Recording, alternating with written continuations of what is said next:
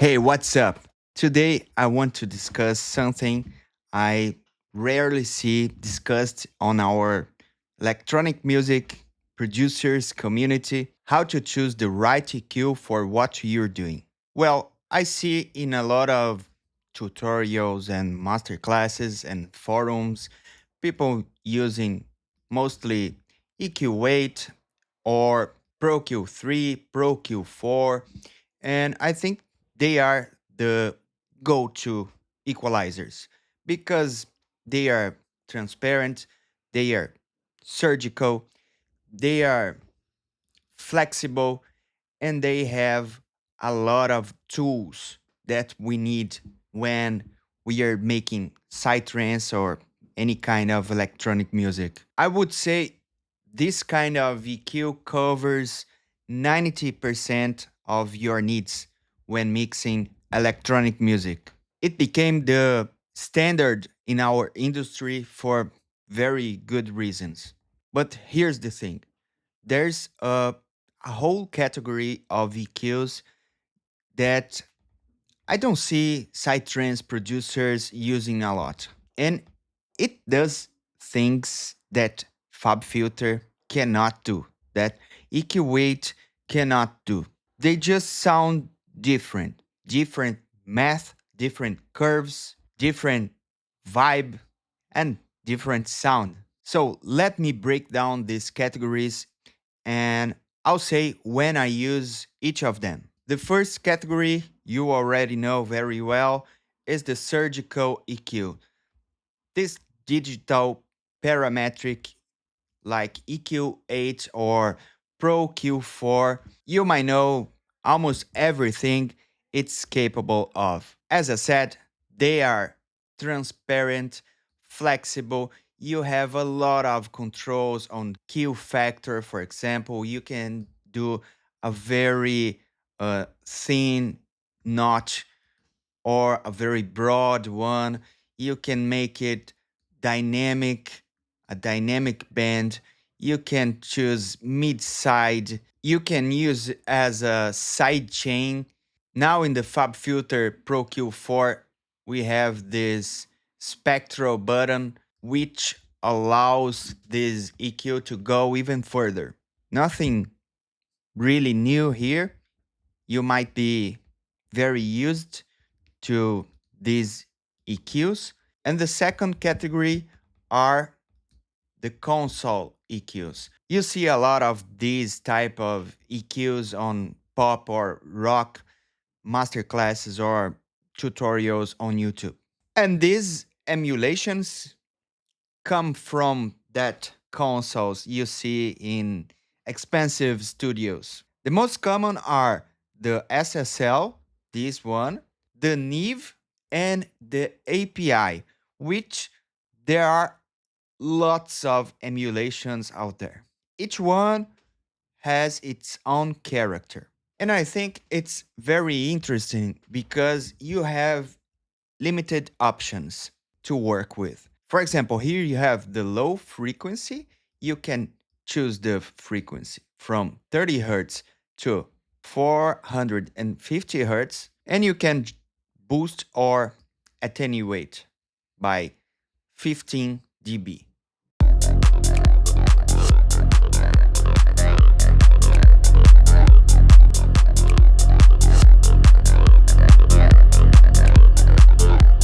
And you have the low mids, same thing, same story, but here you can choose the Q factor, more narrow or broader.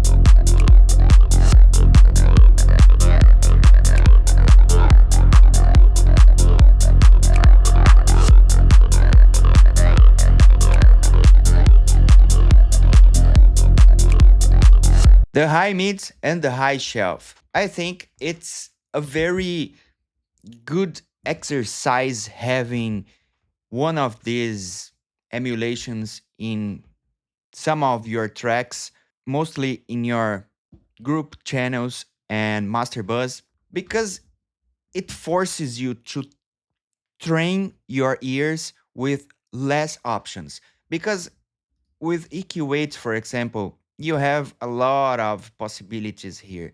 And you start mixing a lot with your eyes on what you're seeing.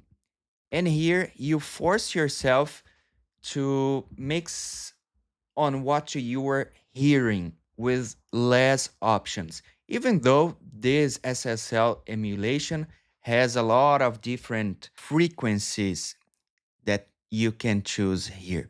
In other consoles, they are fixed. You can't go like smoothly.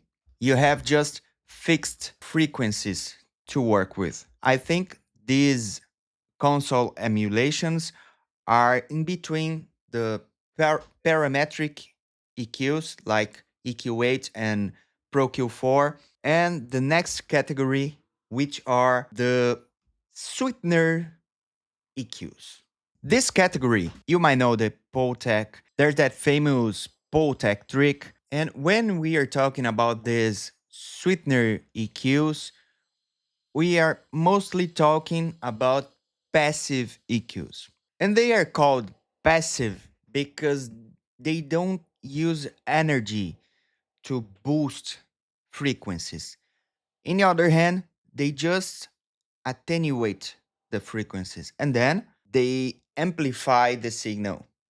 So that's why they have that different vibe because of the components, because of the structure. There are tubes, there are transformers, and each one has a different vibe, a different character because of the curves and because of the saturation. We have the Manley, very famous one, the Sound Toys Psy-Q, the Better Maker. This one claims to be the modern version of the Potec. It works on the very same way. This one, it's very similar to the Potec in terms of structure, but not in terms of result, I would say. It has its own vibe, its own curves. It's very different from the Potec. And I'm so proud we built a passive EQ, the Freak Passive EQ.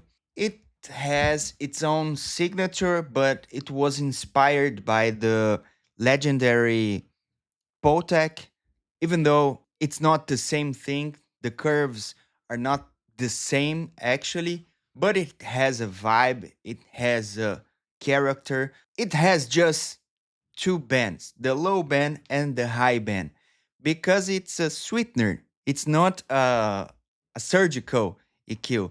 You put on your master bus, for example, and it will give you that character, that weight, that smoothness on your highs.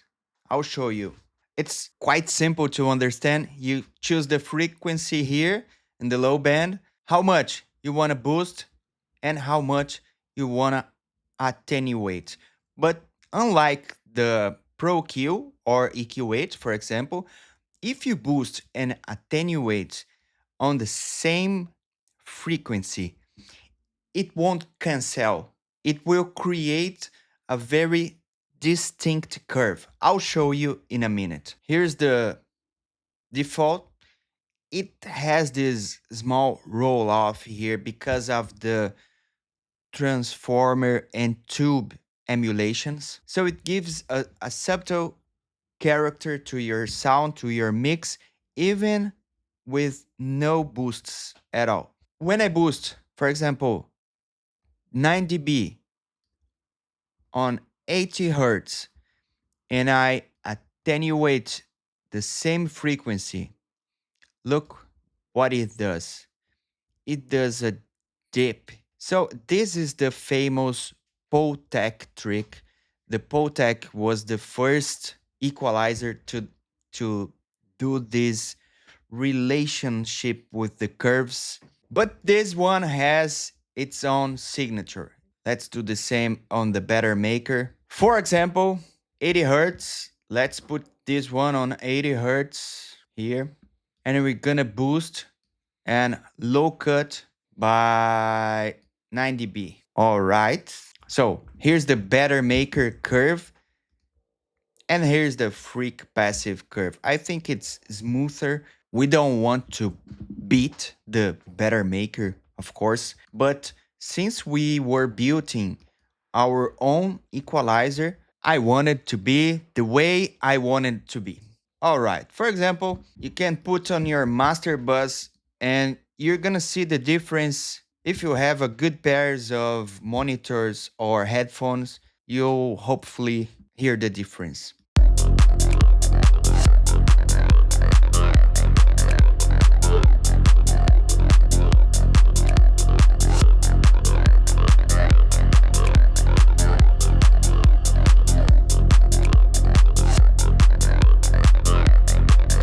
Look, it's doing nothing, but it's already bringing a nice character to the sound. Now, let's try boosting and attenuating the low band.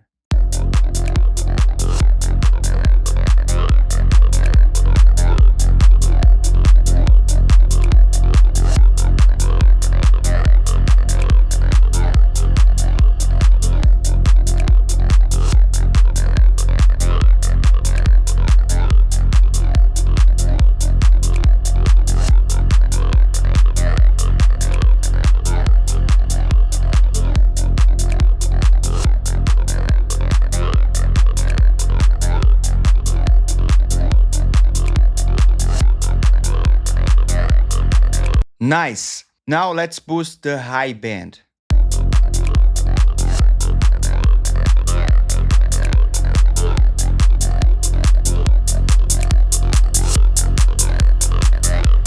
It's very, very smooth. You can boost by 12 dB and you don't mess too much with your sound. Mostly with the high frequencies because it has uh, an internal oversampling of 4 times, so it prevents aliasing and harsh and hard transients, hard high frequencies that harsh, that hurt your ears. So it's very smooth. It's very buttery. This is a Max for Live plugin and it's very cheap. It's very handful. It's very CPU friendly. So you're gonna love having this guy on your master channel, on your group bus, for example, drums. It brings a little character vibe and a feeling of depth. So I use this type of plugins when I want to add a smoothness, a buttery feeling, a character, weight to my sound. Mostly when I start to mix, I drop some of these plugins. Now I'll use mine, of course. And I start my mix dropping one of these guys on my master bus. This console I actually don't use too much. Yeah, almost never. Rarely. And the EQ8 or Pro-Q4, 90% of the times. The Better Maker, Freak Passive EQ, and other types of passive EQ when I want to add that vibe and character to boost some low frequencies or high frequencies. And then we have the fourth category, which is the smooth operator, the soothe, the they call it intelligent equalizer or dynamic resonance suppressor. There's a lot of names they use, but it catches the resonance peaks automatically.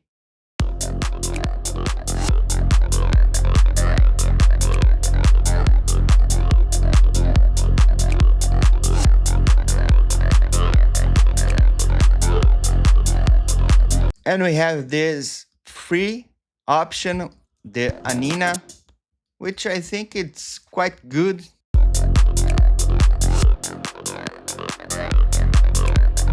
I use mostly when I want to sidechain one group to another. For example, If I want this synth to leave my drums alone, to take this synth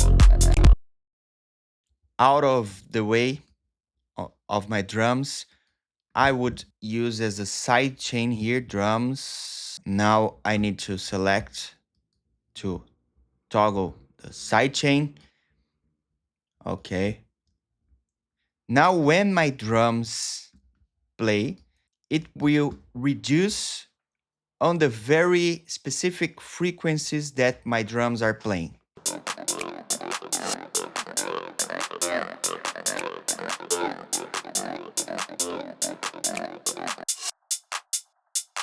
Let's see with the kick and bass, for example, or the kick.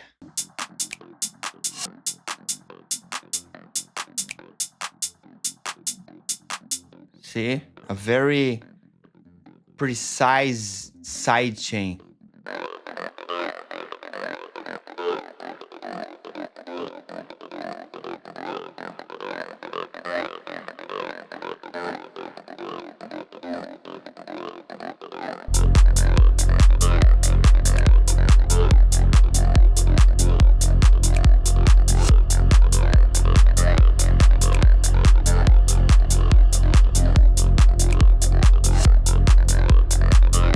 So this is my simple mental mode. If I have problems, surgical EQ.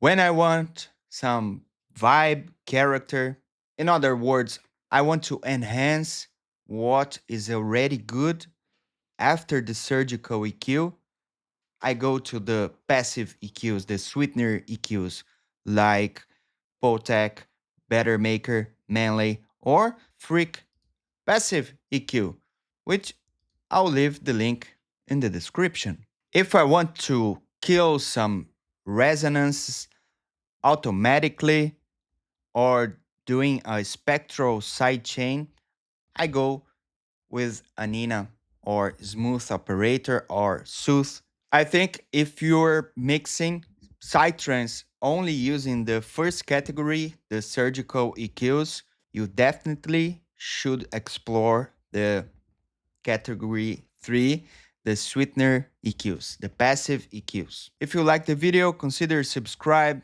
leave a comment below, tell me about your experience with EQs, which one do you use and why? Let's continue this conversation in the comment section. See you next time.